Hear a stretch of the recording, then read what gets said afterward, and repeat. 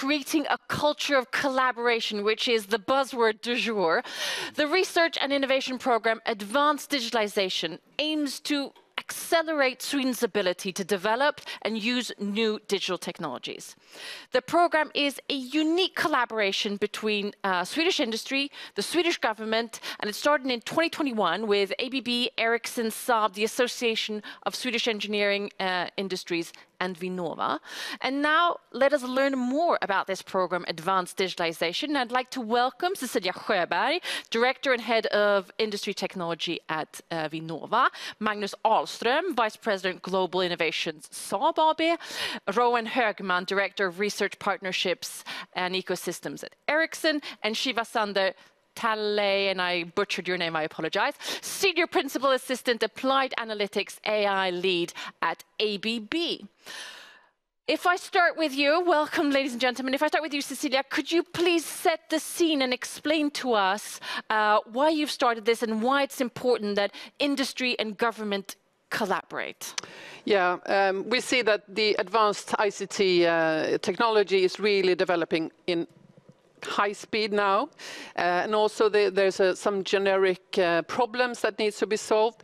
ICT is also how they could provide solutions to societal challenges, but also the green transition. So it's what you call twin transition now, really.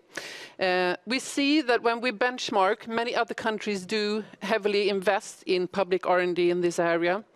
And Sweden needs really to mobilize and in order to maintain our innovative capacity, but also our competitiveness. So from my point of view, I think this program is really important to bridge the gap between basic research in many areas to applied research in, like, for instance, 5G or cybersecurity, but also to provide test and demonstration facilities, education or lifelong learning. So from my point of view, as a government agency, I think it's essential that we have, it's a real strength that we have these companies coming along and the commitment from industry to really form this collaborative platform. Thank you. And Shiva, I apologize again for butchering your name. Why, from ABB's point of view, is this important? Our minister started by telling us the amount that's invested in R&D, both from a government and from a corporate point of view. Could you give us the ABB perspective? Well, I mean, we have also heard a lot about when it comes to the crisis that we are living in. I mean, both energy crisis as well as resource crisis. So that makes that each and every of us, I would say different industrial applications, we are focused on to optimizing our usage of energy, usage of raw material, etc., etc. But the fact is that if we do not look at the whole value chain, we will end up to sub-optimized system, so to say. In order to make the optimization optimized, so you need to have the whole value chain in place. So having said that, I would say that looking at Sweden, it is a very good test bed for applying this type of development where you can have the whole value chain with you from raw material, that is from Malm, until where you are using it. So because of that, the first choice, I would say that choosing Sweden for this kind of investment is kind of no-brainer, because here we do have all the actors that we do have. And also, I'm sure that my colleagues will add to that, we do have a very good collaboration atmosphere, very good collaboration, I would say, culture in Sweden. So from ABB point of view, we are system and product supplier for the industry, and we would like to help our customers to get the best of the best when it comes to optimization of their manufacturing, of their process. And here in Sweden, it is a very golden opportunity to test this type of solutions. Rowan, you're nodding. So I am, and I can just agree to what both Cecilia and Shiva are bringing up. And to add a perspective to it, I mean, the World Economic Forum has estimated that 70% of the value over the next decade will come from digitally enabled platform business models. And so it's so important that Swedish companies and even European companies really drive the transition, the digital transformation within their sectors to really be first and to capture that value. And Ericsson, with our global footprint, we can see that so many countries around the world are investing heavily in digitalization and in research and innovation.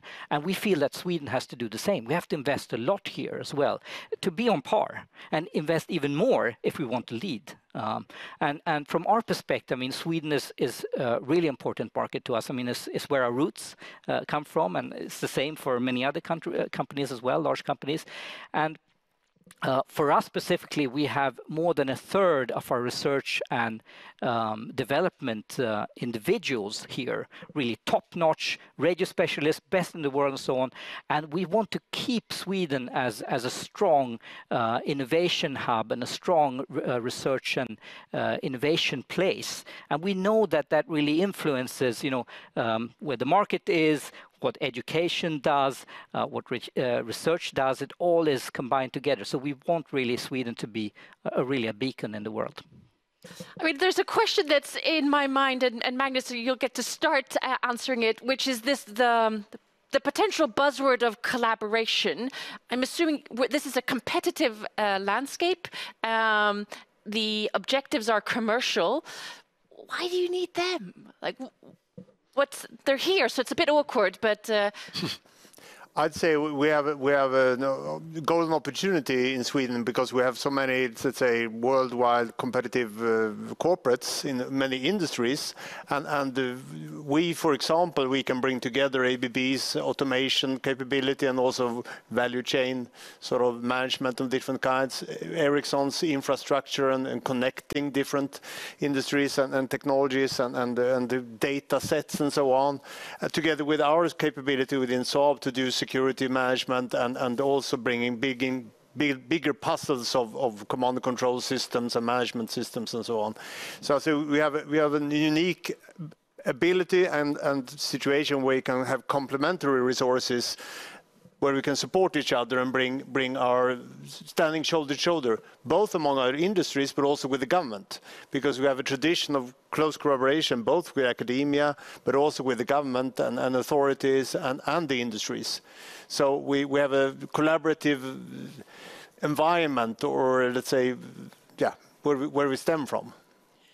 If I may add to that, I mean, I mentioned that we do have a very good collaboration atmosphere, collaboration culture, and it's kind of buzzword, but the fact is actually we do have a trust chain across the whole value chain. I mean, we don't have any problem to go to our customers. They trust us and we trust them. And this mutual trust across the whole value, I mean, honestly, there is no one of us have experienced that the customer is suspicious to what we are saying and so on and so forth. That makes that it is open to dance for everyone. And when it comes to SMEs and startups, I mean, it was mentioned that Sweden have a unique innovation ecosystem, and among them is the startups.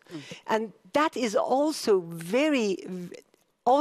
another golden opportunity for us as big companies to invite them, come in, together we can make this happen.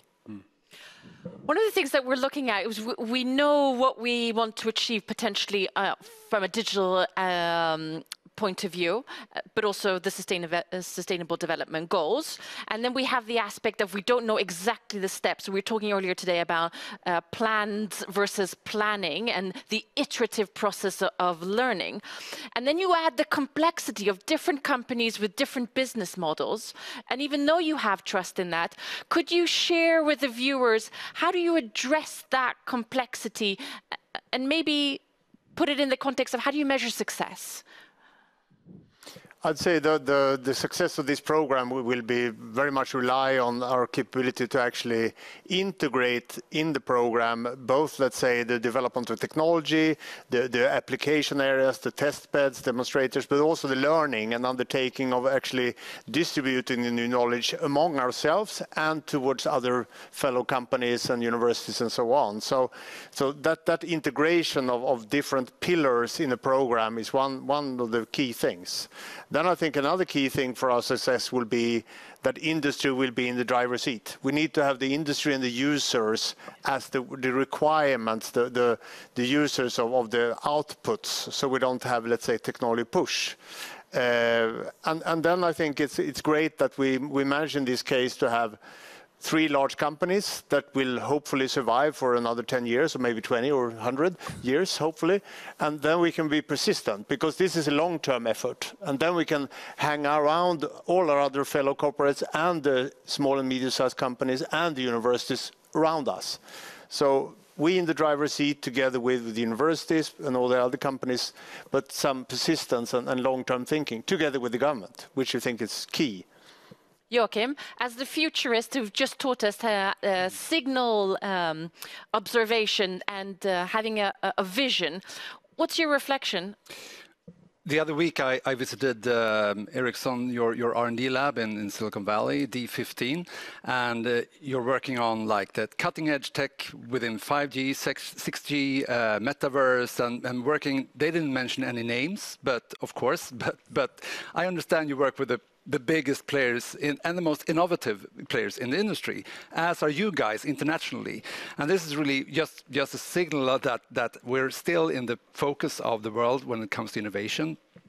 Internationally, people want to work and organizations want to work with Swedish industry players because they know we're cutting edge. But we also need this program because as we know that development is exponential within all these areas of expertise that you guys have in your companies, there's no time to rest. We just need to pick up speed even more. It's no time to rehearse and there's no time to rest. There's no time to rehearse. We've heard that a few times today. Okay, let's leave the hallelujah part of this conversation. We know why we're doing it. We know why it's important. We know why we invested. Let's talk about the bottlenecks. What needs to happen for us to achieve our targets? Shiva, what are your main bottlenecks and challenges? I actually would like to drop this answer to that question to Cecilia. But I would say that, I mean, that is a part of my answer. The government will take care of it. Exactly. Yeah. We need more support from government. They have started something. We have invited them for a dance, as we said, and we are ready. Is it a slow dance? No, actually, there is no time. I mean, coming back to what you said, sense of urgency. There is no time for that kind of very slow dance. We need to ramp up. We have started this. We have shown that we 3 companies, we really mean it, and we want to make a change here. So we need support. We need governmental support in order to take this to where Magnus is describing it. Rowan, what are you worried about? No, I'm just thinking. I mean, we started this program about a year and a half ago. Already today we have some 70 projects. We have some 190 different parties that are involved in it. We're using about 700 million crowns per year, but the money is running out. And the industry, I mean, we 3 companies have gone in the forefront for this, but this is the whole Swedish industry standing behind this. And we are getting so many requests from other companies to be a part of this and to be a part of this program. But we really need the government to fund the other $1 billion that the industry now has gone in with. I love it. Cecilia, you've been hijacked with an audience. And before you answer, Magnus, would you like to add to that? Or do you see other types of challenges and bottlenecks on top of it? No, I think in general, when we start this kind of venture, as you say, starting with a hallelujah movement, there's no problems. We are getting together and everything's fun. And then we start doing things and then you get into problems. And then we have to solve them and rethink and redo and restart and try again, fail fast. So we have to keep that sort of momentum of the small companies in the big companies area here.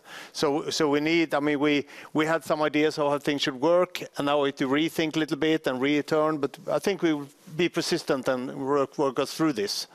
How do you fire momentum above and beyond capital?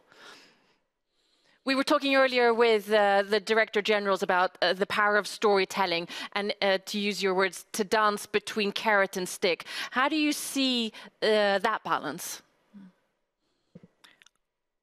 I think from my point of view, it's quite simple. We all see kind of the vision in front of us. We see a Sweden that is really top in the digital transformation space, a beacon really for the rest of the world, really, if you put it that way. We see the Swedish ecosystem as showing the way forward when it comes to cyber-physical systems, implementation of ethical AI, digital infrastructure. We really see that we can build world-class demonstrators here, really showing the most innovative companies in the world, attracting the top talent from all over the world, creating jobs that we want to have in the future.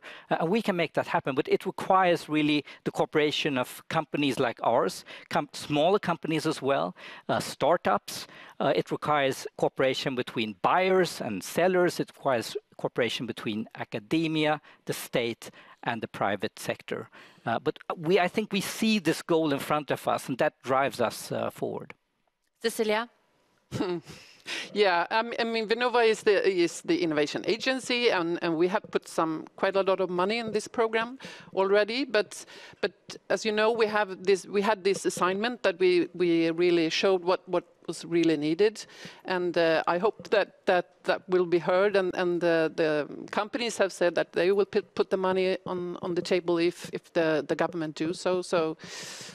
We're doing what we can. No, but I think let's borrow from the discussion we just had with Ann Mettler with her perspective from Brussels. Maybe the Sweden aspect is a beacon, we are a powerhouse, etc., and all of those hallelujah buzzwords.